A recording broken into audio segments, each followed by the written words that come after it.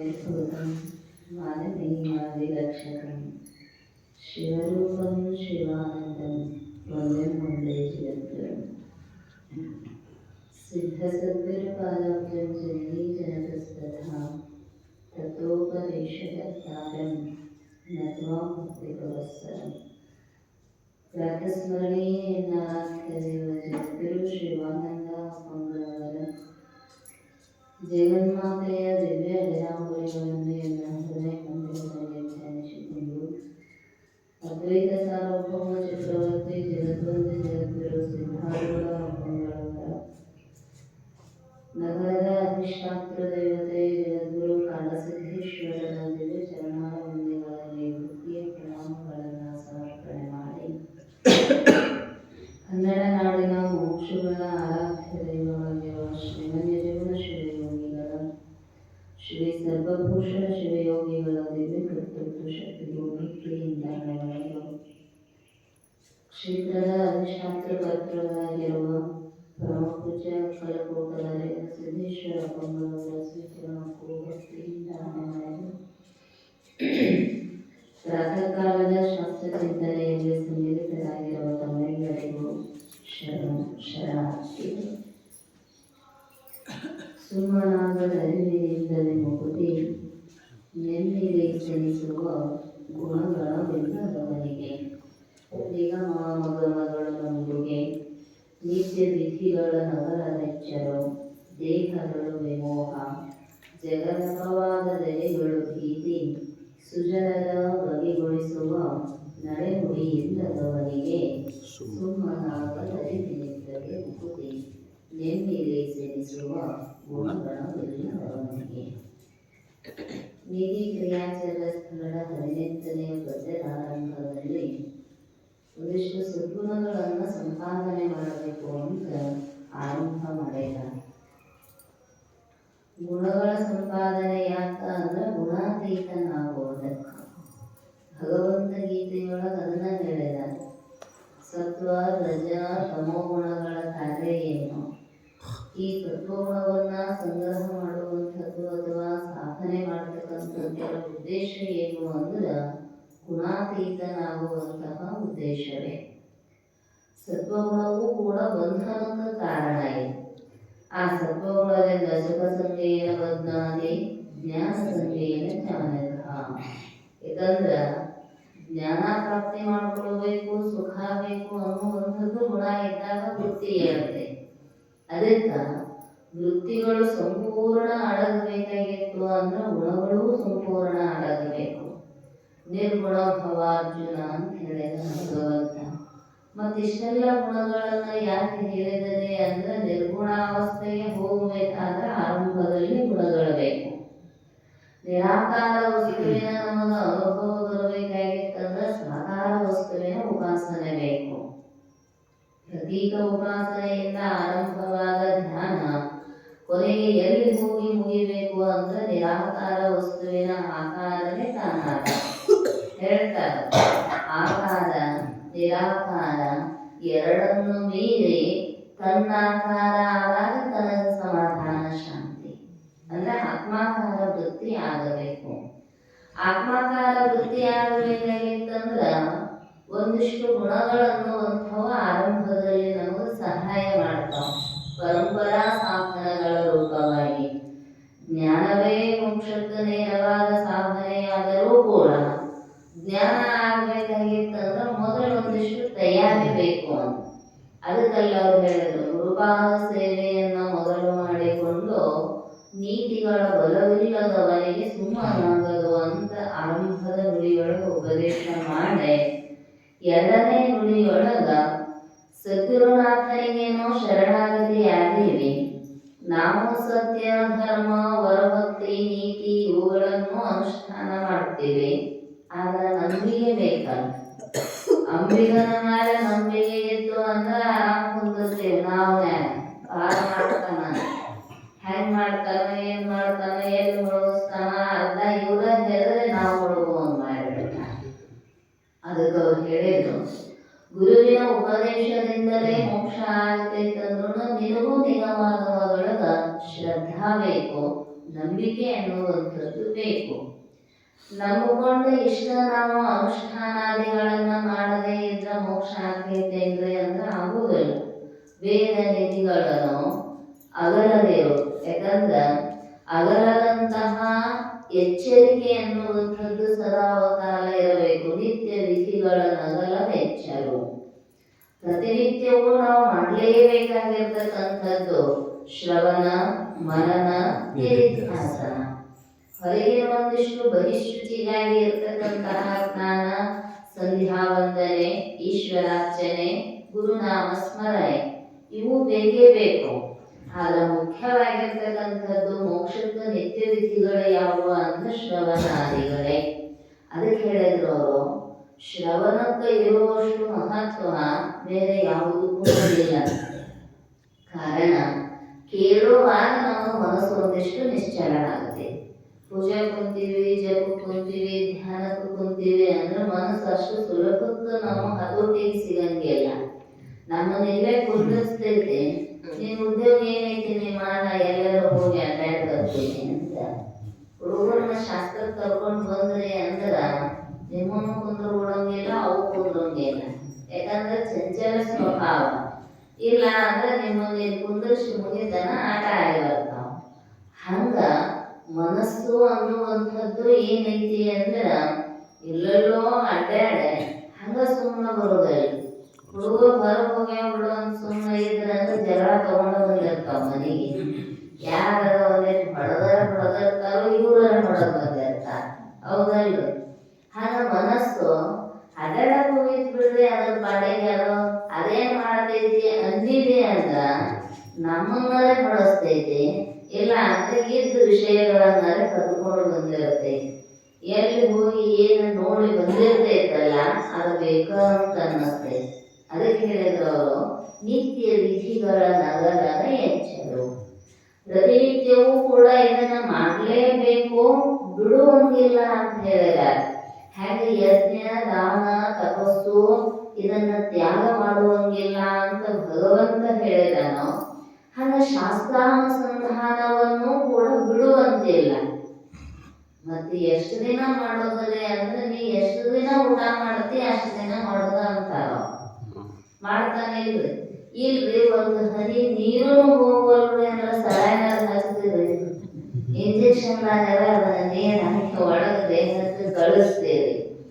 ಉಸಿರು ಎಲ್ಲಿ ತನಕ ಹೊರಗೆ ಹೋಗಿ ಒಳಗೆ ಬರೋ ಕೆಲಸ ಮಾಡ್ತೈತಿ ಅಲ್ಲಿ ತನಕ ಶಾಸ್ತ್ರಾನುಸಂಧಾನವನ್ನ ಮಾಡೋದು. ಏನೋ ನೆಪ ಹೇಳಂಗೇ ಇಲ್ಲ. ಇದಕ್ಕ ಏನೋ ಪ್ರಪಂಚದೊಳಗೆ ನೆಪ ಹೇಳ್ರಿ. ಶ್ರುತಿ ಬೋಧನೆಯೋಳು ಉಪರತಿ ಇಲ್ಲದಿರುವುದನ್ನು ಬೇಡುವೇನೋ ಭವ. ಶಾಸ್ತ್ರ ಹೇಳಿ ಕೇಳೋದ್ರೊಳಗ ಬ್ಯಾಸರ ಆಗಬಾರದಂತ. ನಮ್ಮ ನಿಜವೂ ನಪ್ಪಗಳು ಇಷ್ಟು ಭಾಳ ಭಾಳ ಆರಾಮಾಗ್ಯಾರಂದ್ರೂ ಇನ್ನು ಕಡಿಮೆ ಮಾಡಿದೆ ಅಂದ್ರೆ ಹೆದರಿಗೆ ಬ್ಯಾಗ್ ಹಾಕೊಂಡು ಬಸ್ ಹತ್ಕೊಂಡು ಮಕ್ಕಳು ಹೋಗೇ ಬಿಡ್ತಾರೆ ಶಾಸ್ತ್ರನೆಲ್ಲ. ಆರೋಗ್ಯ ಬೇಪ ಅದಕ್ಕೆ ನಂಬಿದ್ರ ಮಗ ಹೋಗವ ಯವ್ವ ಅವ ಹೋಗಿದ್ರನ ಚಲೋ ಐತೇನು ಅಂತ ಮನೆ ಯಾರವಾರದಾಗ. ಯಾಕಂದ್ರ ಇದು ಇರೋ ತನಕ ಏನಿರಬೇಕು ಅಂದ್ರೆ ಶಾಸ್ತ್ರಾನುಸಂಧಾನ ಇರಬೇಕು. ಹೇಳುವ ವ್ಯವಹಾರ ನಿಂತಿತ್ತು ಅಂದ್ರ ಬದುಕಬಾರದು. ಅವ್ರಿಗೆ ಭಾಳ ಆಗ್ತಕ್ಕ ಹಾಸಿಗೆದಾಗ ಅದನ್ನ ಹೇಳ್ತಿದ್ರು, ಇದ್ರದ್ದು ಕೆಲಸ ನಿಂತೈತಿ, ಇನ್ಯಾಕಿರು ಬದುಕೋಕು ಬೋರು ಚಲೋ ಇರ್ತೈತಿ ಅಂತ. ನಮಗೊಂಚೂರು ಏನಾರ ನೆಪ ಸಿಕ್ಕರು ಚಲೋ ಆಗ್ತದ, ಇನ್ನೊಂದು ನೆವ ಹಾಶ್ ತಗೊಂಡು ಮುಕ್ಕೊಳಕ ಅಂತ. ಹಂಗಾಗಬಾರದ.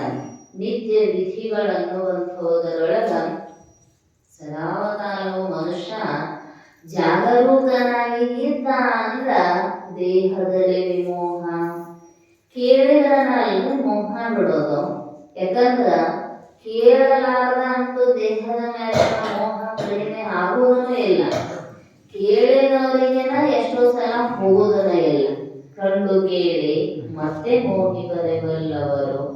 ಭೂಮಂಡಲದ ಭೋಗ ಕೂಗವನು ಅತಿಗಳೆಯದೆ. ಬಹಳ ಜನ ಎಷ್ಟು ಪಡೆದವರು ಒಡನಾಡಿಗಳು. ನಮ್ಮನ್ನ ಹೆತ್ತವರು, ನಮ್ಮ ಜೊತೆಗೆ ಜನ್ಮ ತಾಳೆ ನಮ್ಮ ಒಡನಾಡಿಗಳಾಗಿದ್ದವರು, ಏನೆಲ್ಲ ಸುಖ ಸಾಧನೆಗಳನ್ನ ಹೊಂದಿದವರೂ ಕೂಡ ತಮ್ಮ ಇದಿರೋಳ ಅಳಿವುದನ್ನು ಕಂಡು ಮತ್ತೆ ಮೋಹಿಪರೆ. ಇಲ್ರಿ ಅವ್ರಿಗೆ ಇನ್ನೇನು ಕೊರತಿಲ್ರಿ, ಹಾಳ ಆರಾಮದಾರ, ಅದಕ್ಕೆ ಅಚ್ಚ ಸುಖಿಗಳು ಅಂತ ಶಬ್ದ ಬಳಸಿದ್ದಾರೆ ಜೀವನರು. ವ್ಯವಹಾರದೊಳಗ ಭೋಗದ ಒಂದೂ ಕೊರತೆ ಇಲ್ಲ ಅನ್ನುವಂಥವರು ಕೂಡ ತನ್ನ ಇದಿರೋಳ ಅಳಿವುದನ್ನು ಕಂಡು ಅನ್ನೋದಲ್ವೇ. ನನ್ನ ಮುಂದೆ ಜೀವ ಹೋದ್ರಿ ಗೊತ್ತಾಗಲಿಲ್ರಿ, ಅದು ಗೊತ್ತಾಗಿತ್ತಂದ್ರೆ ನಾವೇ ಬಿಡೋದೈತಿ ಅಲ್ಲ. ಅದರ ಸಲುವಾಗಿ ಗೊತ್ತಾಗಲಾರ್ದಂಗ ಕೇಳದೆ ಬರುವುದು ಮರಣ. ಅದು ಹೇಳಲಾರ್ದ ಬಂದ್ಬಿಡತ್ತೆ. ಹೇಳಿ ಬಂತಂದ್ರ ನಾವೇನು ಉದ್ದಾಡಿದ್ರು ಅವೇನು ಬಿಡುವಂಗಿಲ್ಲ. ಯಾಕಂದ್ರ ಹುಟ್ಟಿದಾರಂಭದೊಳಗನ ನಮ್ಮ ಕುತ್ತಿಗೆ ಕುಣಕಿ ಹಾಗೆ ಬಿಟ್ಟಾನ. ದಿನ ಮಾಡ್ಕೋತ ಹೊಂಟಾನ ಅಷ್ಟ. ಅದು ಬಿಗು ಆದ್ರೆ ನಮಗೂ ಅರಿವಿಗೆ ಬರುವುದಿಲ್ಲ. ಹಂಗ ಅಂತೀವಿ ನಾವು ಏನೋ ಭಾಳ ಇರ್ತೀವಿ ಹಂಗಂತ ಮೋಹ ಗಟ್ಟಿ ಆಗಿಬಿಟ್ಟೈತಿ ದೇಹದ ಮ್ಯಾಲ. ಸ್ವಲ್ಪ ವಿಚಾರ ನಿತ್ಯ ಶ್ರವಣಾದಿಗಳನ್ನುವಂಥವು ಘಟಿಸ್ತಿದ್ವು ಅಂದ್ರ ವೈರಾಗ್ಯ ಬರುತ್ತೈತಿ ಮನುಷ್ಯನಿಗೆ. ಒಂದಿಲ್ಲ ಒಂದು ದಿನ ಈ ಜನ್ಮದಾಗ ಆಗ್ಬೇಕು, ಇನ್ನು ಎಷ್ಟು ಜನ್ಮಕ್ಕರೆ ಆಗ್ತೈತ. ಬುದ್ಧನಿಗೆ ಜ್ಞಾನೋದಯ ಆಗ್ಬೇಕಾದ್ರೆ 550 ಜನ್ಮಗಳು ಕಳೆದಾವಂತ. ಮತ್ತು ನಮ್ಮದ್ರಿ ಹೋಗ್ಲಿಲ್ಲ ಎಷ್ಟು ಜನ್ಮ.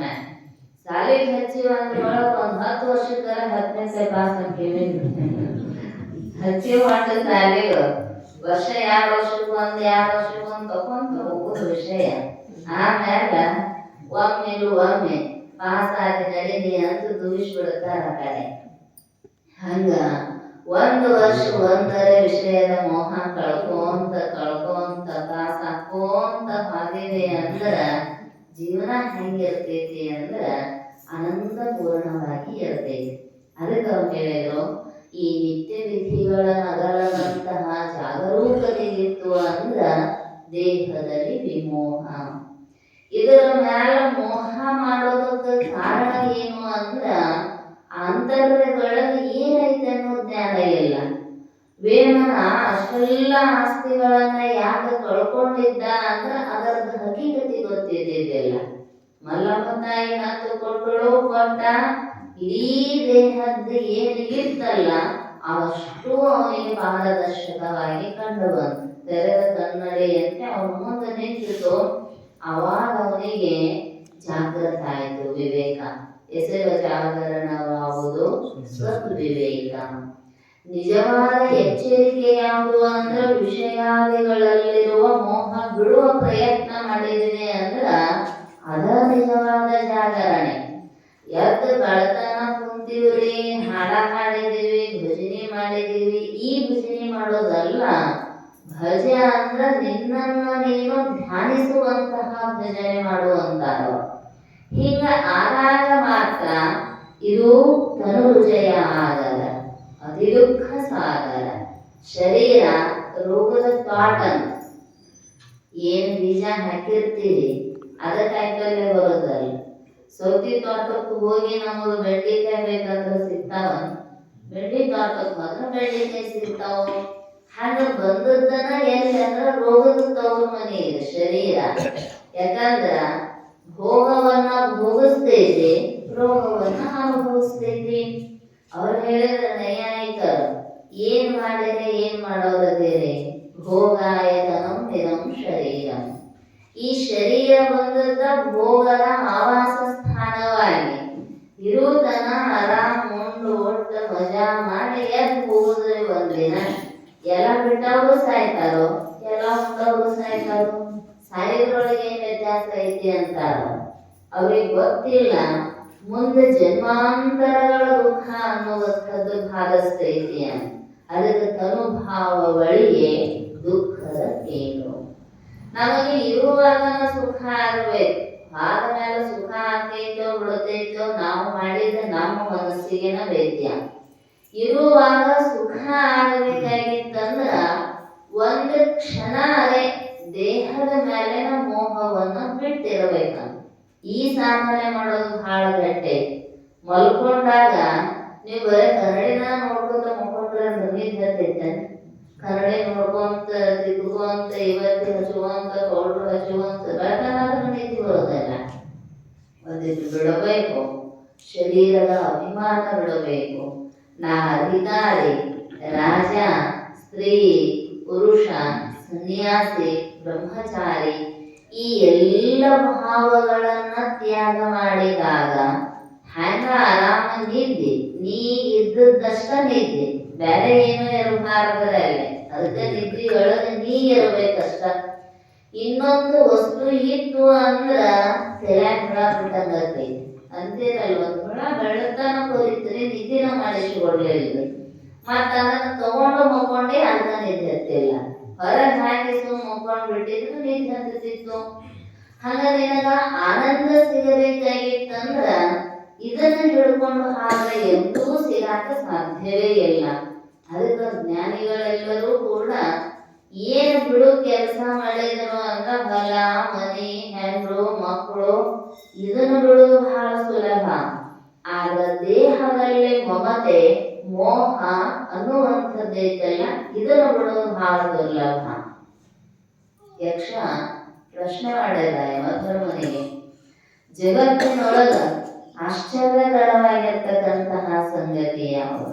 ಬಹಳ ಪ್ರಶ್ನೆ ಮಾಡಿದಾನಲ್ಲ.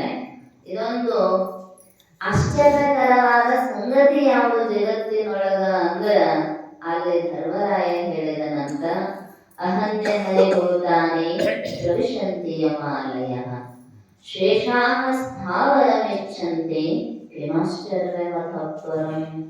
ಅಹನ್ಯ ಹರಿಭೂತಾನಿ, ಹಗಲ ರಾತ್ರಿ ಜೀವಿಗಳು ಏನ್ ಮಾಡ್ತಾವ ಅಂದ್ರ ಪ್ರವಿಶಂತಿ ಯಮಾಲಯಃ. ಎಲ್ಲಿ ಹೊಂಟಿವ್ರಿ ದಿನ? ನಾವು ತಿಳ್ಕೊಂಡಿವ್ ನಮ್ಮ ಮನ್ಯಾಗ ಹೋಗ್ತಿವ್ರಿ, ನಾವ್ ಮತ್ತೆ ಹೋಗೋಣ್ರಿ ಅಂತ. ಅರಮನೆ ಅಂತ ಮನಿ ಐತಿ ಹೋಗಿವ್ರಿ ಅಂತ. ದಿನ ಯಮನ್ ಮನೆಗೆ ಹೊಂಟೇವಂತ ನಾವು. ಪ್ರವಿಶಂತಿ ಯಮಾಲಯಃ. ಒಂದ್ ಹಗಲಿ ಕಳೆದಂದ್ರ ಒಂದ್ ಹೆಜ್ಜೆ ಅಲ್ಲಿ ಇರ್ತೀವಿ ಅಂತ, ಒಂದ್ ರಾತ್ರಿ ಕಳೆದಂದ್ರ ಇನ್ನೊಂದು ಹೆಜ್ಜೆ ಯಮನ್ ಮನ್ಯಾಗ ಇದ್ದೀವಿ ಅಂತನ ಅದರ ಅರ್ಥ. ಆದರೂ ಕೂಡ ಅದರ ಪರಿಜ್ಞಾನ ಇಲ್ಲದ ಶೇಷಾಃ ಸ್ಥಾವರಮಿಚ್ಛಂತಿ, ಕಾಯಂ ಮಾಡಿ ಮತ್ತು ಇಲ್ಲೇ ಇರ್ತೀನಿ ಅಂತ ಎಲ್ಲಾನು ನಂದು ನಂದು ಅಂತೂ ಇದಕ್ಕ ಬಡದಾಡ್ತಾನಲ್ಲ ಮನುಷ್ಯ. ಇದಕ್ಕಿಂತ ಕಿಮಾಶ್ಚರ್ಯವತಃಪರಂ, ಇದಕ್ಕಿಂತ ಹೆಚ್ಚಿನ ಆಶ್ಚರ್ಯ ಅಂತೀವಿ ನಾವು. ಗೋಳಗುಮ್ಮಟ ಆಶ್ಚರ್ಯ, ಯಾವ್ಯಾವ್ದು ಪಾದ ಆಶ್ಚರ್ಯ, 9 ಆಶ್ಚರ್ಯಗಳದಾವ, ಅದ್ಭುತಗಳದಾವ. ಇದಕ್ಕಿನ ಅದ್ಭುತ ಇನ್ನೊಂದು ಯಾವ್ದೈತೆ? ಯಾಕಂದ್ರ ಇರದಿದ್ರು ಅವೇನೋ ನಮಗೆ ಕೇಳ್ತಾವ ಕಿವಿಗೆ, ಈ ಪ್ರತಿಧ್ವನಿ ಆಗುದು ಅವೆಲ್ಲಾನು. ಆದ್ರೆ ಇದು ಇರ್ತೈತೆ ಅನ್ನೋದು ಗ್ಯಾರಂಟಿನೂ ಇಲ್ಲ, ನಮ್ಮ ಕೈಯಾಗ ಎಂದು ಸಿಕ್ಕಿನೂ ಇಲ್ಲ. ಆದ್ರೂ ಇದನ್ನ ಹಿಡ್ಕೊಂಡು ಖಾಯಮ್ಮಾಗಿ ಇರ್ತೀನಿ ಅಂತ ಹೊಡೆದಾಡ್ತಾನಲ್ಲ ಮನುಷ್ಯ, ಇದಕ್ಕಿಂತ ಆಶ್ಚರ್ಯವಾದದ್ದು ಯಾವುದೈತಿ? ಅದಕ್ಕೆ ಹೇಳಿದ್ರು ಅವರು, ಈ ಕಾಯವನ್ನ ನಿಖಾಯವನ್ನಾಗಿ ಮಾಡ್ಕೋಬೇಕಾಗಿತ್ತಂದ್ರೆ ಅದರ ಮೇಲೆ ಒಂಚೂರು ಮೋಹವನ್ನ ಬಿಡಬೇಕು. ನಿತ್ಯ ವಿಧಿಗಳನ್ನ ಅನುಷ್ಠಾನ ಮಾಡಿದ್ರ ಆ ಮೋಹ ಅನ್ನುವಂಥದ್ದು ಹೋಗುತ್ತೈತಿ. ದೇಹದೊಳು ವಿಮೋಹ. ಮತ್ತೆ ಇಷ್ಟಿದ್ರೆ ಏನ್ ಬೇಕಾದ ಮಾಡಿದ್ರ ನಡೀತೈತಿ ಅಂದ್ರೆ ಜಗದ ಅಪವಾದದೆಡೆಗಳು ಭೀತಿ. ಜಗತ್ತು ಏನ್ ಅನ್ತೈತಿ ಅನ್ನುವಂಥದ್ದು ಒಂಚೂರು ಲಕ್ಷ್ಯ ಇರಬೇಕಂತ. ಯಾಕಂದ್ರ ಪಾಪ ಕಾರ್ಯಗಳನ್ನ ಮಾಡುವಾಗ, ಪುಣ್ಯ ಕಾರ್ಯಗಳನ್ನ ಮಾಡುವಾಗ ಬಹಳಷ್ಟು ಮಂದಿ ಅಡ್ಡಗಾಲ ಹಾಕ್ತಿರ್ತಾರೋ, ಅಗಾಡಿ ಲಕ್ಷಣ ಕೊಡುವಂಗಿಲ್ಲ. ದಾನ, ಧರ್ಮ, ಶಾಸ್ತ್ರ ಚಿಂತನೆ ಇದನ್ನ ಮಾಡುವಾಗ ಯಾರೇನಾರ ಅಂದಾರಲ್ಲ ಅನ್ನೋದ್ರ ಕಡೆ ಲಕ್ಷಣ ಇರುವಾಗ, ಬಸವಣ್ಣನವರಿಗಂತವ್ರಿಗೆನ ಏನೇನೋ ಅಂದಾರ ಮಂದಿ, ಏನ್ ಮತ್ ನಮ್ಮನ್ನು ಬಿಡ್ತಾರೆ ಅಂತಾರ. ಅವರು ಕಟ್ಟೆ ಮೇಲೆ ಕುಂತ ಗನ್ನಟ್ಯಾಗ ಅನ್ನೋದಿಲ್ಲ, ಸಂಸ್ಕಾರ ಇದೆ. ಸಾಂಬಾರ ಅಂತಾರ, ಏನಪ್ಪ ವಿಭೂತಿ ಹಚ್ಚಿಕೊಂಡು ಹೊಂಟ ಬಿಟ್ರ 12ನೇ ಶತಮಾನದ ಅಕ್ಕಮಹಾದೇವಿ ಬಸವಣ್ಣನಂದ ಏನ್ ಶಿವಾನುಭವ ಮಾಡ್ತಾರೋ ಅವರಿಗೆ ಆಗಿಲ್ಲ, ಇವ್ರೇನ್ ಮಾಡ್ತಾರೋ ಅನ್ನೋರು ಬಹಳ ಮಂದಿ ಇರ್ತಾರ. ಹೌದಿಲ್ರಿ? ಯಾಕಂದ್ರ ಅವ್ರನ್ನ ಕಲ್ಯಾಣದಿಂದ ಒಕ್ಕಲ್ಲಿ ಎಬ್ಬಿಸಿ ಕಳಿಸಿಬಿಟ್ರ ಜನ. ಅದು ಅವತ್ತಿಗೂ ಇರೋದ, ಇವತ್ತಿಗೂ ಇರೋದ. ಶುಭ ಕಾರ್ಯಕ್ಕ 108 ದಿನಗಳನ್ನು ಇಂಥದ್ದುಗಳ ಹೇಳಲಿಲ್ಲ ಅವನು ಜೀವನ ಜಗದ ಅಪವಾದದ ಎಲೆಯೊಳು ಭೀತಿ ಜಗತ್ತಿನೊಳಗ ಅರಿವಿ ಅಂದ ಬೆಳಕ ಸ್ವಲ್ಪರೇ ಜ್ಞಾನಿಗಳಿಗೆ ಶರಣರಿಗೆ ಅಂಜಿ ನಡೆಯುವ ಕೆಲಸ ಇರಬೇಕಂತ. ಧರ್ಮಕಾರ್ಯದೊಳಗೆ ಯಾರಿಗೂ ಹೆದರುವಂಗಿಲ್ಲ. ಭಗವಂತನನ್ನ ಸಾಕ್ಷೀಕರಿಸಿಕೊಂಡು ಭಗವಂತನನ್ನ ಎದುರಿಗಿಟ್ಟುಕೊಂಡು ಕೆಲಸ ಮಾಡೋದು. ಹೇಳಿದ ಶರಣರು ನ್ಯಾಯ ನಿಷ್ಠುರಿ ದಾಕ್ಷಿಣ್ಯಾಪರನಾನಲ್ಲ, ಲೋಕ ವಿರೋಧಿ ಶರಣನಾರಿಗಂಜುವವನಲ್ಲ. ಆ ನ್ಯಾಯ ಮಾರ್ಗಗಳು ಹೋಗೋರಿಗೆ ಆಗ ಪಾಪ ಮಾಡ್ಕೊಂತ ಮಾಡಬಾರದ ಕಾರ್ಯಗಳು ತೊಡಗಿದ ಅಂದ್ರ ಅವಾಗ ಒಂದಿಷ್ಟು ಭಯ ಇರಬೇಕ. ಜನ ಏನಂತಾರೋ, ನಾ ಇಂಥ ಕಾರ್ಯ ಮಾಡಿದರ ನಂದು ಯೋಗ್ಯ ಐತೇನೋ, ಯೋಗ್ಯತೆಗಳ ಕುರಿತು ವಿಚಾರ ಮಾಡಿ ಒಂದಿಷ್ಟು ಭಯ ಇರಬೇಕಂತ.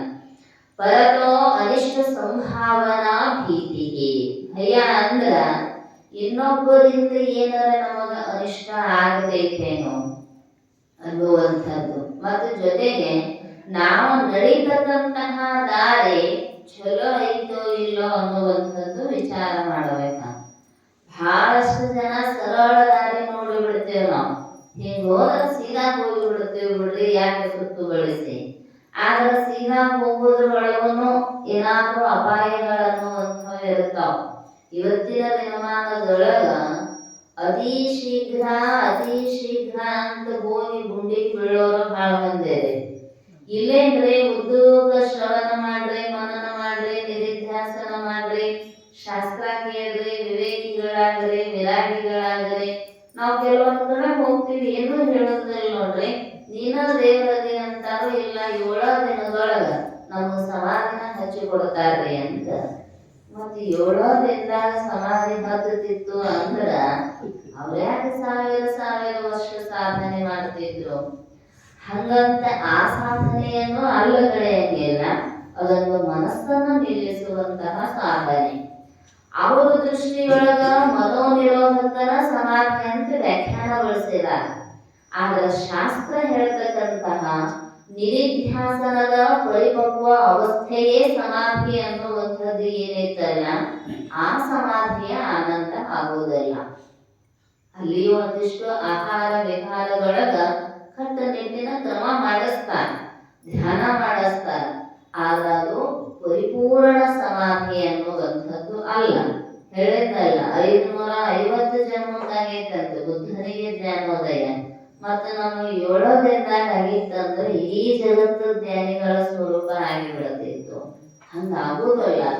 ಅದಕ್ಕೆ ನಮಗ ಒಂದಿಷ್ಟು ದೂರ ಅನಿಸಿದ್ರೂ ಕೂಡ ನಿಶ್ಚಿತ ಗುರಿ ಮುಟ್ಟುತ್ತೀವಲ್ಲ ಅನ್ನುವಂತಹ ನಂಬಿಕೆ ಇರಬೇಕು. ಯಾರೋ ಏನೇನೋ ಹೇಳ್ತಾರ ಬಿಡು ಅಂತ ಶೀಘ್ರಗತಿಯೊಳಗ ಮನಸ್ಸನ್ನ ಆ ಕಡೆಗೆ ಎಳಿಸುವಂತಿಲ್ಲ. ಭೇದವಾದಿಗಳ ಪಾಮರ ಪುರುಷರ ಸಂಘ ಸಂಸ್ಕಾರದಿಂದ ಜ್ಞಾನ ಅದೃಢ ಆಗ್ತೈತಂತ ಪೀತಾಂಬರ್ಜಿಯವ್ರು ಹೇಳಿದ್ದಾರೆ. ಯಾಕಂದ್ರ ಅವ್ರು ತಮ್ಮದ ಹೇಳೋರಲ್ಲ, ನಮ್ಮದೇನಾದ್ರು ಕೇಳ್ತಾರ ಎಂಥ ಮಾತಾಡೋರು ಅದಾರ ಅಂದ್ರೂ ತಮ್ಮ ವಾದ ಬಿಡೋದಿಲ್ಲ.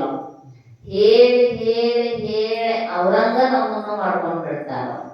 ಅದಕ್ಕ ಹಿಂಗ ದಾರಿ ಬಿಟ್ಟು ದಾರಿಗೆ ಹೋಗಬಾರದು. ಆಚಾರ ವಿಚಾರಗಳ ಹೆಂಗಿರಬೇಕು ಅಂದ್ರ ಶಾಂತ ರೊಸೆನು ಅಹುದೆಂದು ಬಣ್ಣಿಸುವ ವರ್ತನವ ಬೇಡುವೆ ನೌಕವ. ಜಗತ್ತಿನೊಳಗ ಉಳಿದವ ಏನಾರ ಅನ್ನಿ, ಆದ್ರೆ ಜ್ಞಾನಿಗಳು ಹೌದು ಕೂಡಲ ಸಂಗಯ್ಯ ಅಹುದಹುದೆನ್ನುವಂತಿರಬೇಕು. ಲಿಂಗ ಮೆಚ್ಚಿ ಅಹುದಹುದೆನ್ನುವಂತಿರಬೇಕು. ಮಾತಾಡಿದರ ನಡೆದರ ಮಧ್ಯೆ ಹೌದಂತಾರೋ ಇಲ್ಲ. ಯಾಕಂದ್ರೆ ರಾಗದ್ವೇಷಾದಿಗಳು ಇರ್ತಾವು. ಅನುಕೂಲ ಇದ್ರು ಅಂದ್ರ ಹೌದಂತಾರು ಚಪ್ಪಾಳೆ ಹಾಕ್ತಾರೆ. ಪ್ರತಿಕೂಲ ಇದ್ರಂದ್ರ ಬೆಕ್ಕದಂತಹ ಚಂದ ಮಾತಾಡರು, ಅವ್ರ ನಡೆಗಳ ಚಂದ, ನಾವು ಸಾಧನೆ ಚಲೋ ಮಾಡ್ಯಾರ ಅಂದ್ರೂ ಮತ್ತೊಂದು ಬೆನ್ನ ಕೂದಲ ತೆಗಿ ಬಂದಿದೆ, ಮತ್ತೇನು ಮಾತನೆ ತೆಗಿದಿಲ್ಲೇನು. ಅದಕ್ಕೆ ಅವ್ರು ಹೇಳಿದ್ರು, ನಮ್ಮ ಆಚರಣೆ ಶುದ್ಧ ಇರಬೇಕು. ನಮ್ಮ ನಡೆನುಡಿಗಳು ಶುದ್ಧಿ ಇದ್ದು ಅಂದ್ರ ಯಾರಿಗೂ ಹೆದರುವ ಅವಶ್ಯಕತೆ ಇಲ್ಲ. ಅದಕ್ಕೆ ಅವ್ರು ಹೇಳಿದ್ರು, ಲೋಕ ವಿರೋಧಿ ಶರಣನಾರಿಗೂ ಅಂಜುವವನಲ್ಲ. ಮಾತಾಡೋರು ಮಾತಾಡ್ಕೋತ ಹೋಗ್ಲಿ, ಆದ್ರೆ ನಾವು ಮಾತ್ರ ಹೆಂಗಿರ್ಬೇಕಂದ್ರ ನೀತಿಯ ಮಾರ್ಗವನ್ನ ಬಿಟ್ಟು ಆ ಕಡೆ ಈ ಕಡೆ ಹೆಜ್ಜೆ ಇಡುವಂಗಿಲ್ಲ. ಅದಕ್ಕೆ ಜಗದ ಅಪವಾದದ ಎಡೆಗಳು, ಭೀತಿ, ಒಂದಿಷ್ಟು ಭಯ ಇರಬೇಕಂತ. ಆಗಾಮಿ ದುಃಖಾನುಸಂಧಾನ ಜನ್ಯೋ ಮನಸ್ಸು ಉದ್ವೇಗ ಇದೆ. ಮುಂದಾಗತಕ್ಕಂತಹ ದುಃಖದ ಸ್ಮರಣೆಯಿಂದ ಮನಸ್ಸು ಉದ್ವೇಗ ಆದಾಗ ಭಯ ಉಂಟಾಗುತ್ತೆ. ಮತ್ತು ಪಾಪ ಮಾಡಿದ್ದೀವಿ ಅಂದ್ರೆ ಮುಂದೆ ನಮಗೆ ದುಃಖ ಆಗುವುದಲ್ಲದೆ, ಪಾಪದ ಫಲ ದುಃಖ, ಪುಣ್ಯದ ಫಲ ಸುಖ. ಅದನ್ನು ತಿಳ್ಕೊಂಡ ಈಗ ಬೀಜ ಬಿತ್ತಬೇಕನ್ನು. ಬೇವಿನ ಬೀಜವ ಬಿತ್ತಿ ಬೆಲ್ಲದ ಕಟ್ಟೆಯ ಕಟ್ಟಿ ಆಕಳ ಹಾಲ ನೆರೆದು ಮೇಲೆ ಜೇನುತುಪ್ಪ ಹೊಯ್ದರೆ ಸಿಹಿಯಾಗಬಲ್ಲದೆ ಕಹಿಯಾಗುವುದಲ್ಲದೆ. ಶರಣರು ಸ್ಪಷ್ಟವಾಗಿ ಹೇಳಿದರು, ಬಿತ್ತಿದ್ದ ಬೇವಿನ ಬೀಜ ಬೇಕಾದಂಗ ದಿನ ನೀರು ಬಿಟ್ಟು ಆಕಳ ಹಾಲ ಹಾಕಿ ಬೆಲ್ಲದ ಕಟ್ಟಿ ಕಟ್ಟಿ ಜೇನು ತುಪ್ಪ ಎರಡರೂ ಕೂಡ ತನ್ನ ಕಾರಣದ ಗುಣ ಅನ್ನುವಂಥದ್ದು ಹೋಗೋದಲ್ಲ. ಹಾಗ ನಾವು ಮಾಡಿದ್ದ ಪಾಪದ ಕೆಲಸ ಮತ್ತದು ಸುಖ ಕೊಡಕ್ ಹೆಂಗ ಸಾಧ್ಯ ಐತಿ? ನಮಗೂ ಬಹಳ ದುಃಖ ಆದಾಗ ಅನುಭವಕ್ಕೆ ಬಂದಿರ್ತಾವ. ನಾ ಯಾರಿಗೇನ್ ಪಾಪ ಮಾಡೇನೋ ಏನೋನೆ, ಅದಕ್ಕೆ ನನಗೆ ಎಂಥ ದುಃಖ ಬಂದೈತಿ. ಅದು ಸತ್ಯವೇ. ಯಾಕಂದ್ರ ಪಾಪದ ಫಲರೂಪವಾಗಿರ್ತಕ್ಕಂಥದ್ದು ದುಃಖ. ನರರ ಪುಣ್ಯ ಪಾಪವನ್ನು ನರರ ಸೆರಗಲಿ ಹಾಕಿ ಗುರುಸಿದ್ಧ ತಾನು ಹೊರೆಯಾಗುವುದಿಲ್ಲ. ಅದನ್ನು ಕಟ್ಟುಕೊಂಡು ಬಂದಿವಿ ಅಂತ ಬಳಕ ಅದು ಬೆನ್ನು ಬಿಡೋದಿಲ್ಲ ನಮಗ. ಅದಕ್ಕರೆ ಭಯ ಇರಬೇಕಂತ. ಮಂದಿ ಹೆದರಲಿಲ್ಲ ಅಂದ್ರೂ ಧರ್ಮಕ್ಕರೆ ಹೆದರಿ ಬಾಳೆ ಮಾಡಬೇಕು. ತನ್ನ ನಳ್ಳಿ ಗಂಜರೆ ಬಾಳೆ ಮಾಡಬೇಕಂತಾರೆ. ಜಗತ್ತಿನೊಳಗೆ ಅದೀವಿ ಅಂತ ಬಳಕ ಜಗತ್ತಿನ ನಿಯಮಗಳೇನದಾವ ಶಾಸ್ತ್ರಾನುಸಾರವಾಗಿ ಹಂಗರೆ ನಡೆಯುವಂತಹ ಕೆಲಸ ಇಲ್ಲ. ಆಗಾಮಿಗಳ ಅಂದ್ರೆ ಮುಂದೆ ಭವಿಷ್ಯತ್ತಿನೊಳಗೆ ನಮಗೆ ದುಃಖ ಬರ್ತೈತಲ್ಲ ಅನ್ನುವಂಥದ್ದರೆ ಭಯ ಮನುಷ್ಯನಿಗೆ ಇರಬೇಕು. ವಿಷಯ ವಿಶೇಷ ದರ್ಶನ ಶ್ರವಣ ನಿಬಂಧನ ಅಚೇತಸೋ ಅನವಸ್ಥಾನಂ ಭೀತಿ. ಇದು ಭಯ ಯಾವಾಗೈತಿ ಅಂದ್ರ ವಿಷಯಗಳನ್ನ ವಿಶೇಷವಾಗಿ ನೋಡುವ ಕೇಳುವುದರಿಂದುಂಟಾಗುವ ಅಂತಃಕರಣದ ಚಾಂಚಲ್ಯತೆ. ನೋಡಬಾರದು ನೋಡಿದ್ದೀವಿ, ಕೇಳಬಾರದು ಕೇಳಿದ್ದೇವೆ, ಮಾಡಬಾರದು ಮಾಡಿದ್ದೀವಿ ಅಂತ ಭಯ ತಾನು ಬರ್ತೈತ. ಯಾಕಂದ್ರ ಮನಸ್ಸಿಗೆ ಗೊತ್ತಿರ್ತೈತಲ್ರಿ. ಮಂದಿಗೆ ನಾವು ಏನು ಬೇಕಾದ ಸುಳ್ಳು ಹೇಳಬಹುದು, ಮನವರಿಯದ ಕಳ್ಳತನವಿಲ್ಲ. ದೇವ್ರ ಕಣ್ಣಾಗೂ ಮನ ಹಾಕಬಹುದು ನಮ್ಮ ಮನಸ್ಸಿಗೆ. ಯಾಕಂದ್ರೆ ನಮಗ ಜನ್ಮಾದಿಗಳ ದುಃಖ ಕೊಡೋದು ನಮ್ಮ ಮನಸ್ಸೇ ಹೊರತು ಬೇರೆ ಯಾರು ಅಲ್ಲ. ಅವ ಕರ್ಮಾಧ್ಯಕ್ಷ. ಮನಸ್ಸಿನೊಳಗೆ ಏನೇನ ಕರ್ಮಗಳ ಸಂಗ್ರಹ ಇರ್ತೈತೋ ಆ ಕರ್ಮಕ್ಕನುಗುಣವಾಗಿ ಪ್ರಾರಬ್ಧ ಒಂದಿಷ್ಟು ತಗೊಂಡು ಅದನ್ನ ನಿಯಮನ ಮಾಡಿ ಹಂಚಿಕೊಡೋ ಕೆಲಸ ಅಷ್ಟ ಉಂಟು. ಆಮೇಲೆ ಯಾರ ಮೇಲೆ ತಾರತಮ್ಯ ಮಾಡಿ ಪಕ್ಷಪಾತಿಯಾಗಿ ಇವ್ರು ನಮ್ಮವರು, ಇವ್ರು ಒಂದಿಷ್ಟು ಚಲೋ ಕೊಡೋನು, ಇವ್ರು ಬ್ಯಾರೆದವ್ರು, ಇವ್ರು ಒಂದಿಷ್ಟು ಕೆಟ್ಟದ್ದು ಕೊಡೋನು, ಹಿಂಗೇನಿಲ್ಲ. ಮಮೈವಾಂಶೋ ಜೀವಲೋಕೆ ಜೀವಭೂತ ಸನಾತನ. ಮತ್ತೆ ಹೇಳ ನಾವು ಎಲ್ಲರೂ ನನ್ನ ಅಂಶದೇ. ಮತ್ತ ಅವರ ವಂಶಿಕರಾದ ನಮಗ ಹೆಂಗ ದುಃಖ ಸುಖ ಭಿನ್ನ ಭಿನ್ನ ಮಾಡಿ ಕೊಡ್ತಾನೋ. ಆದ್ರ ನಮಗೊಂಚೂರು ಗೊತ್ತಿರಬೇಕು. ನೋಡಿ ಕೇಳಿ ಮುಟ್ಟಿ ಮೋಸಿಸಿ ಮಾತನಾಡುವ ಕ್ರಿಯೆಯೊಳಗ ಧರ್ಮ ಇರಬೇಕು. ಮುಂದೆ ಏನಾಗ್ತೈತೆ ಅನ್ನುವ ಭಯ ಇರಬೇಕ. ಭಯಾನ್ವಿತನಾಗಿರ್ತಕ್ಕಂತಹ ಮನುಷ್ಯ ಮಾತ್ರ ಧರ್ಮದಿಂದ ಆ ಕಡೆ ಈ ಕಡೆ ಅಲ್ಲಾಡುವುದಿಲ್ಲ. ಶಾಸ್ತ್ರಗಳು 3 ಮಾತುಗಳದಾವ: ರೋಚಕ ವಾಕ್ಯ, ಭಯಾನಕ ವಾಕ್ಯ, ಸಿದ್ಧಾಂತ ಬೋಧಕ ವಾಕ್ಯ. ಈ ಭಯಾನಕ ವಾಕ್ಯಗಳನ್ನ ಹೇಳ್ತಾರ. ನೀ ಇಂಥ ಪಾಪ ಮಾಡಿದಂದ್ರೆ ನಿನಗಿಷ್ಟು ಶಿಕ್ಷಣ ಆಗತೈತಿ. ಸೆಕ್ಷನ್ಗಳದಾವಲ್ಲ ನಮ್ಮ ನ್ಯಾಯಾಂಗ ವ್ಯವಸ್ಥೆಯೊಳಗ. ಇಂಥ ಪಾಪಕ್ಕ ಇಷ್ಟಿಷ್ಟನೇ ನಿಯಮ ವಿಧಿಗಳಿಗೆ ಅನುಸಾರವಾಗಿ ಶಿಕ್ಷೆ ಆಗತೈತಿ ಅಂತ. ಹಾಗೆ ಶಾಸ್ತ್ರಗಳಿಗೂ ಗರುಡ ಪುರಾಣಗಳಿಗೂ ಅದನ್ನು ಬಹಳ ವಿಸ್ತಾರವಾಗಿ ಬರೆದಿದ್ದಾರೆ.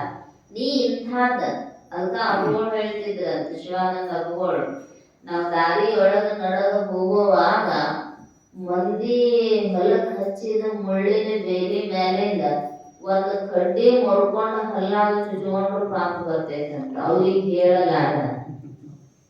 ಮತ್ತೆ ಹೇಳ್ತಿರ್ಬೇಕ್ರಿ ಅದು. ನಾವು ಬೇಲಿ ಸರಿಸಿ ಒಳಗೆ ಹೋಗಿ 1-2 ಕಿಲೋ ಸೌತಿಕಾಯಿ, 1-2 ಕಿಲೋ ಬದ್ನಿಕಾಯಿ ಎಲ್ಲಾನು ತಗೊಂಡು ಬಂದಿರ್ತೀವಿ. ನಮಗೆ ಪಾಪ ಇರ್ಬೇಕು ಅಂದ್ರೆ ಪರರ ವಸ್ತುವಿನನ್ನ ಮತ್ತ ಅಷ್ಟು ಸೂಕ್ಷ್ಮ ಯಾರಿಗೈತ್ರಿ? ಏನಾದ್ರೂ ಒಂಚೂರು ಆಗಿ ಹೋಗಲ್ಲ ಅಂದ್ರೆ ಅಷ್ಟು ಸೂಕ್ಷ್ಮ ಐತಿ ಧರ್ಮ ಅನ್ನುವಂಥದ್ದನ್ನ ತಿಳಿಸೋ ಸಲುವಾಗಿ ಮತ್ತೆಲ್ಲ ಭಾಳ ಕಸ ಹೊಡ್ಯಾಕತ್ತಿತ್ತು ಅಂದ್ರೆ ಏನಿದ್ದು ಒಂದೇನಾದ್ರು ಚುಚ್ಕೊಂಡ್ ತಕೊಂಡ್ ಬಿಡ್ತಾರ. ಆಗ ಅಪೋಲ ಹೇಳಿದ ಉದ್ದೇಶ ಧರ್ಮ ಇಷ್ಟು ಸೂಕ್ಷ್ಮ ಐತಿ, ಇನ್ನೊಬ್ಬರ ವಸ್ತುವನ್ನ ನೋಡುವುದು ಮುಟ್ಟುವುದು ಮಾಡಬಾರದು, ಅದರಿಂದ ಪಾಪ ಬರ್ತೈತಿ ಅಂತ ತಿಳಿಸುವ ಉದ್ದೇಶದಿಂದ ಅಷ್ಟು ಸೂಕ್ಷ್ಮವಾಗಿ ಅವರು ಉಪದೇಶವನ್ನ ಮಾಡಿದ್ದಾರೆ.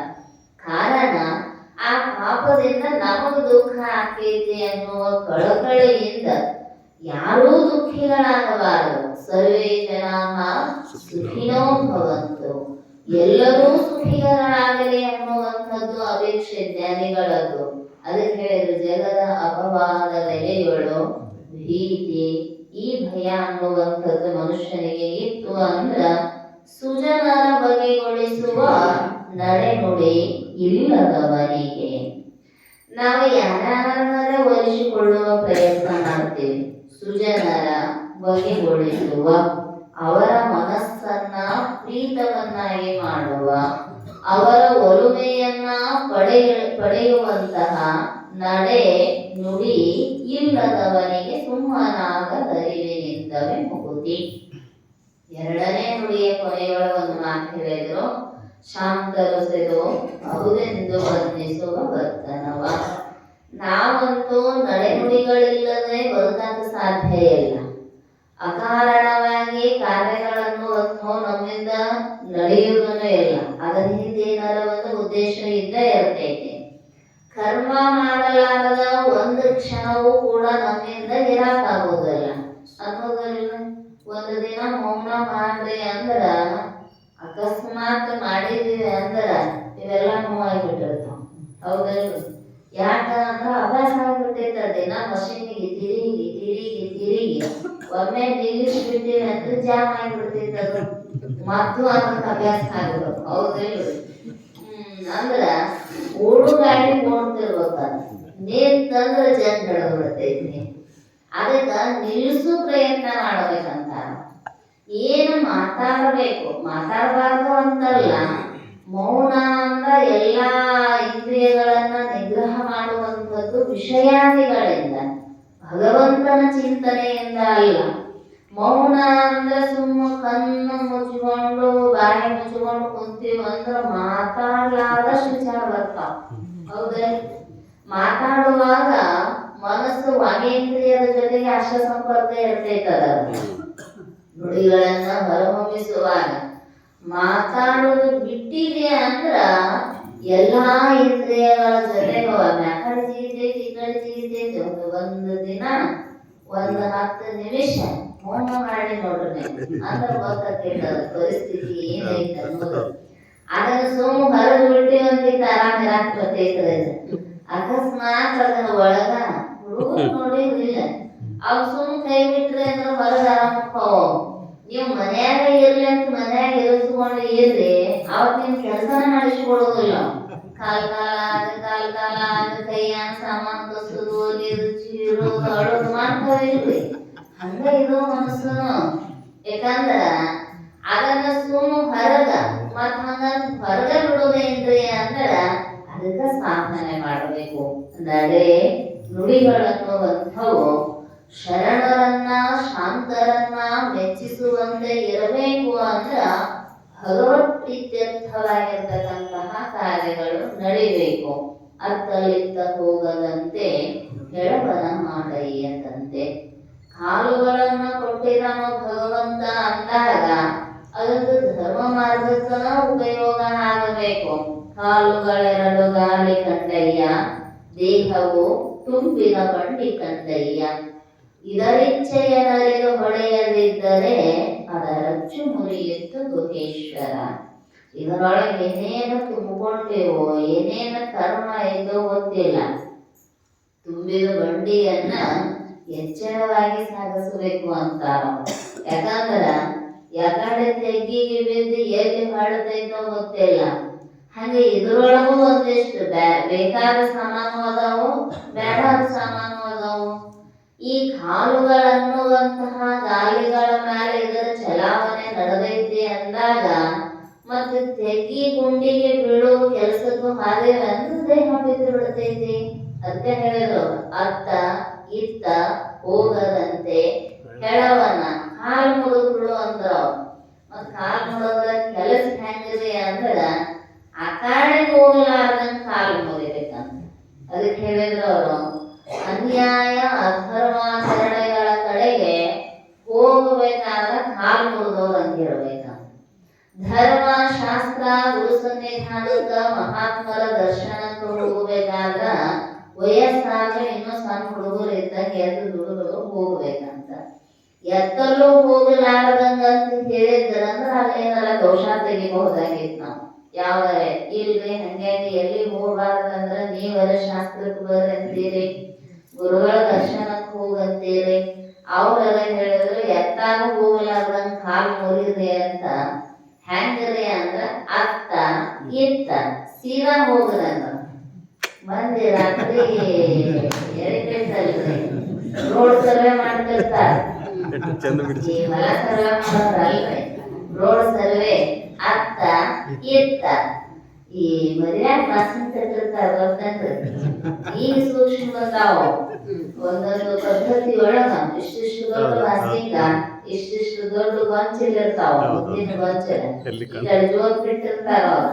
ಯಾಕಂದ್ರ ಆ ಕಡೆ ಈ ಕಡೆ ನೋಡ್ಬಾಡ್ರಿ, ನಿಮ್ಮ ದಾರಿ ಅಷ್ಟ ನೋಡ್ರಿ ಅಂತ. ಅದಕ್ಕ ಅತ್ತ ಇತ್ತ ದಾರಿ ಸೀದಾ ಐತಿ. ಯಾಕಂದ್ರ ಶಾಸ್ತ್ರದೊಳಗ ಅಧ್ಯಾತ್ಮದೊಳಗ ಬದುಕಿನೊಳಗ ಸರಳವಾದ ಮಾರ್ಗವನ್ನ ಭಗವಂತ ನಮಗ ಕೊಟ್ಟು ಬಿಟ್ಟಿದ್ದಾನ. ಹಿಂಗ ಹೋಗ್ಬೇಕೇನ್ ಹೊರತು ಅದಕ್ಕೆ ನಾತ್ರಿ ಒಂದಿಟ್ಟು ಇದು ನಮ್ಮದ ಜಾಗ ಇದು ನಮ್ಮದ ಜಾಗ ಅಂತ ಹಾದೇವೆ ಅಂದ್ರ ಕೋರ್ಟಿಗೆ ಅಡ್ಡಾಡಿಸ್ತಾರ. ಅಡ್ಡಾಡಿಸ್ತಾರೆ. ನೋಡ್ತೀವಿ ನಾವು ಪ್ರತಿನಿತ್ಯವೂ ಕೂಡ ಅತ್ತಾಗ ಇದ್ದಾಗ ಒಂಚೂರು ಕಾಲು ಇಟ್ಟಿದೆ ಅಂದ್ರ ಪರಿಸ್ಥಿತಿ ಏನಾಗ್ತೈತಿ. ಕಳಕಳಿಯಿಂದ ಹೇಳಿದ್ರು ನಮ್ಮ ನಡೆ ಅತ್ತಾಗೂ ಇರಬಾರದು ಇತ್ತಾಗೂ ಇರಬಾರದು, ಭಗವಂತನ ಕಡೆಗೇನ ಇರಬೇಕು. ಅತ್ತಲಿತ್ತ ಹೋಗದಂತೆ ಹೆಳವನ ಮಾಡಯ್ಯ ತಂದೆ. ಸೀದಾ ನಡೀತಿರ್ಬೇಕು. ಅಕಸ್ಮಾತ್ ಸರಿಯುವ ಸಮಯ ಬಂತಂದ್ರ ಅಲ್ಲೇ ಕೊಂಡ್ಬಿಡ್ಬೇಕಂತ. ಕಾಲ ಮುರಿದೈತ್ರಿ ಮುಂದಕ್ಕೆ ಹೋಗಾಕ ಬರ್ಬಾರ್ದಂತ. ಹಿಂಗಿರ್ಬೇಕಂತ. ಸುತ್ತಿ ಸುಳಿದು ನೋಡದಂತೆ ಅಂಧಕನ ಮಾಡಯ್ಯ ತಂದೆ. ಗಿರ್ಕಿ ಹೊಡಿಬಾರದಂತ. ಶರೀಫರ ಹಾಡ್ಯಾರಲ್ಲ, ಕುದುರೆದ ಒಂದು ದೃಷ್ಟಾಂತ ಕೊಟ್ಟು ಎಂಥ ಮೋದಿನ ಕುದುರೆ ಹತ್ತಿದ ಮೇಲೆ ತಿರುಗುವುದು ಹನುಮಂತು ಬೇರಿ. ಯಾಕಂದ್ರ ಅದು ಸುತ್ತಿ ಸುಳಿದು ಅಂದ್ರ ನಿಂದ ಎಷ್ಟೇ ಕಷ್ಟ ನೋಡು. ನೀ ಆ ಕಡೆ ಈ ಕಡೆ ಕಣ್ಣ ಹಾಯಿಸಿದಷ್ಟು ಮನಸ್ಸಿನ ಧರ್ಮ ನನಗೆ ಇರಲಿ ಅನ್ನುವಂಥದ್ದು. ಆ ವಸ್ತು ನೋಡಿದ ಕೂಡಲೇ ಜಾತ್ರೆಯಾಗ ಪ್ಯಾಟ್ಯಾಗ ಹುಡುಗರು ಕರ್ಕೊಂಡು ಹೊಂಟು ಬಿಟ್ರಿ ಅಂದ್ರ ದೇವರ ದರ್ಶನನ ಆಗುದಿಲ್ಲ. ಯಾಕಂದ್ರೆ ಇಲ್ಲೇ ಜಗತ್ತು ಶುರು ಮಾಡ್ತಾವ. ನೀವ್ ಅಂತೀರಿ ದೇವ್ರಿಗೆ ಕಾಯಿ ಹೊಡಿಸ್ಕೊಂಡ್ ಬರೋನು, ನಿನ್ನ ದೇವರ ಆಮೇಲೆ ನಾನು ಸಮಾಧಾನ ಮಾಡುವಂತಾವ ಅಂತಾವಿಲ್ಲ. ಅವಕ್ಕೇನಾರ ಕೊಡಿಸಿದ ಮೇಲೆ ನೀವು ದೇವ್ರ ಕಡೆ ಬಿಡತ್ತಾವ. ಹಂಗ ಮನಸ್ಸು ಎಲ್ಲಾ ನೋಡಾಕ ಹತ್ತಿತ್ತು ಅಂದ್ರ ಅದು ಅಂತೈತ. ಅದನ್ನೊಂದು ಕೊಡಿಸ್ತೀರಿ ಇದನ್ನೊಂದು ಕೊಡಿಸ್ತೀರಿ, ಆಮೇಲೆ ನೀವು ಬೇಕಾದ್ರೆ ದೇವ್ರ ಕಡೆ ಹೋಗುದು. ಎಲ್ಲಾ ಕೊಡಿಸಿದ ಒಳಗ ಅದ ತುಂಬ್ಕೊಂಡು ಇಟ್ಕೊಂಡು ಒಳಗ ಒಂದ್ಸತಿ ತಗೊಂಡೇ ದೇವ್ರಿಗೆ ಹೋಗತೈತ್ರಿ. ನಾ ಇಲ್ಲೇ ಕುಂದಿರ್ತನು, ನೀವು ಹೋಗಿ ಬರ್ರಿ ಹೊರಗ ಕುಂದರ್ಸೆ ಹೋಗಿ ಬರುದು. ಅವಾಗ ಹೆಂಗ ದೇವರ ದರ್ಶನ ಪೂರ್ಣ ಆಗತೈತಿ. ಸುತ್ತಿ ಸುಳಿದು ನೋಡದಂತೆ ಅಂಧಕನ ಮಾಡಯ್ಯ ತಂದೆ. ಅದಕ್ಕ ಹೇಳಿದ್ರು ಕಂಗಳು ತುಂಬಿದ ಬಳಿಕ ನೋಡಲಿಲ್ಲ. ಜಗತ್ತಿನೊಳಗೆ ಎಲ್ಲಾ ಕಡೆ ಇರುವಂಥದ್ದು ಭಗವಂತ. ಆದ್ರೆ ನಮಗ ಕಾಣಕತ್ತಾನೇನು ದೇವ್ರ ಅಂದ್ರ ದೇವ್ರ ಒಂದೊಂದು ಸಲ ಬ್ಯಾರೆನ ಕಾಣತಾವ ನಮಗ. ಯಾ ದೇವ್ರಿ? ಯಾಕಂದ್ರ ದೃಷ್ಟಿ ಹಂಗಾಗಿಬಿಟ್ಟೆ. ವಿಷಯ ವಸ್ತುಗಳನ್ನ ನೋಡಿ ನೋಡಿ ವಿಷಯಾಭಿರತಿ, ವಿಷಯದ ವಾಸನೆಯೇ ಬಲವತ್ತರವಾಗಿರುವಾಗ ಸದಾಚಾರ ಸದ್ನುಡಿಗಳನ್ನುವಂಥವು ಹೆಂಗೆ ಬರ್ತಾವು? ಸುತ್ತಿ ಸುಳಿದು ನೋಡದಂತೆ ಅಂಧಕನ ಮಾಡಯ್ಯ ತಂದೆ, ಮತ್ತೊಂದು ಕೇಳದಂತೆ ಕಿವುಡನ ಮಾಡಯ್ಯ ತಂದೆ. ಕಿವುಡ ಆದ್ರ ಜೀವನದಾಗ ವ್ಯವಹಾರ ನಡೆಯೋದು ಹೆಂಗ? ನಿಂದ ಎಷ್ಟೈತೆ ಅಷ್ಟ ಕೇಳಂತಾರ, ಮಂದಿನ ಕೇಳಕ್ ಹೋಗಬೇಡ. ಅದಕ್ಕೆ ನೆರೆ ಮನೆಯವರ ದುಃಖಕ್ಕೆ ಅಳುವವರ ಮೆಚ್ಚ. ವ್ಯವಹಾರದೊಳಗ ಸಾಂತ್ವನತೆ, ಆದರೆ ನಿನ್ನ ಉದ್ಧಾರದ ಸಂದರ್ಭ ಬಂದಾಗ ನಿನ್ನ ಹಿತವನ್ನುಂಟು ಮಾಡುವಂತಹ ಹೀಗೆ ಮೃದು ವಚನ. ಅಲ್ಲಿ ಹೇಳಿದ್ರಲ್ಲ, ನಮಗೆ ಯಾವುದು ಶ್ರೇಷ್ಠ ಅಂದ್ರ ಮಹಾತ್ಮರ ನುಡಿಗಳನ್ನಷ್ಟೇ ಕೇಳಬೇಕೇ ಹೊರತು ಮನಸ್ಸನ್ನು ವಿಕಾರಗೊಳಿಸುವ, ಜೀವನವನ್ನೇ ನರಕ ಸದೃಶವನ್ನಾಗಿ ಮಾಡ್ತಕ್ಕಂತಹ ಮಾತುಗಳನ್ನ ಕೇಳಬಾರದು. ಕಲ್ಯಾಣದಲ್ಲಿ ಕ್ರಾಂತಿಯಾಗಿ ಬಸವಾದಿ ಶರಣರು ಕಲ್ಯಾಣವನ್ನ ತೊರೆದು ಬೇರೆ ಬೇರೆ ಭಾಗಗಳಿಗೆ ಎದ್ದು ಬರಬೇಕಾದ್ರ ಕೊಂಡಿ ಮಂಚನನ ಮಾತು ಕೇಳಿದ ವಿಜ್ಜಳ ಅರಸ. ಪಶ್ಚಾತ್ತಾಪ ಆಯ್ತು, ಸಮಯ ಮಿಂಚಿ ಹೋಗಿಬಿಟ್ಟಿತ್ತು.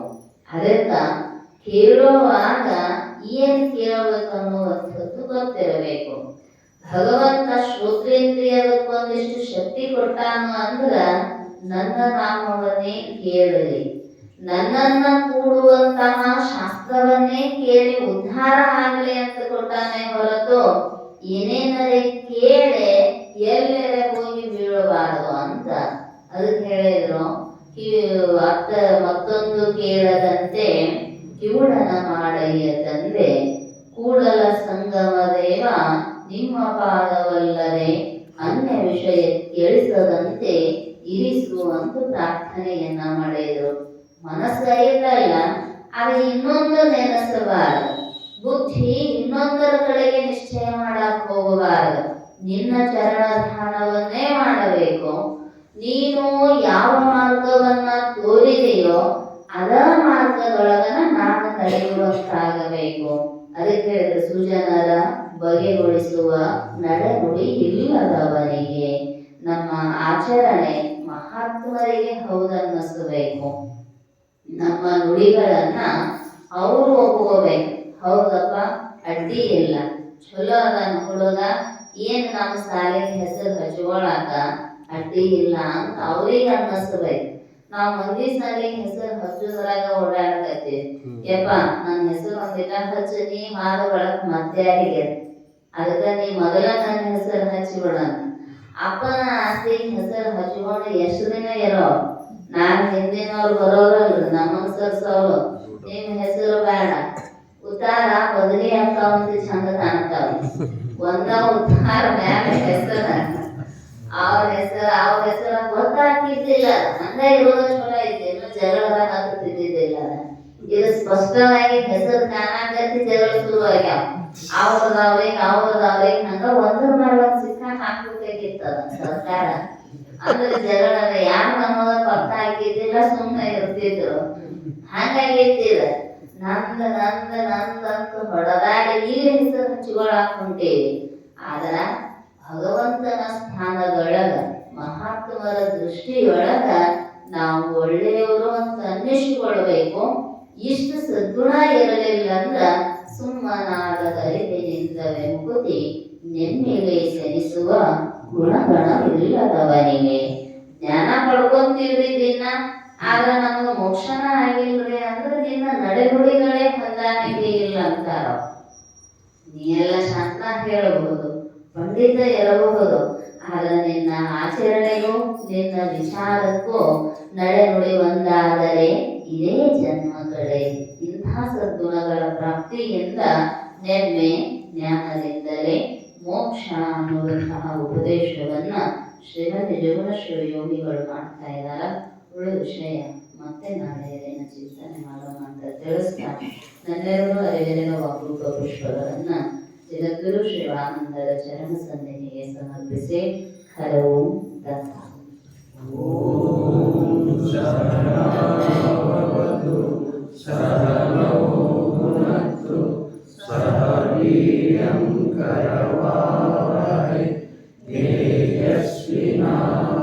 तेजस्विनावधीतमस्तु मा विद्विषावहै।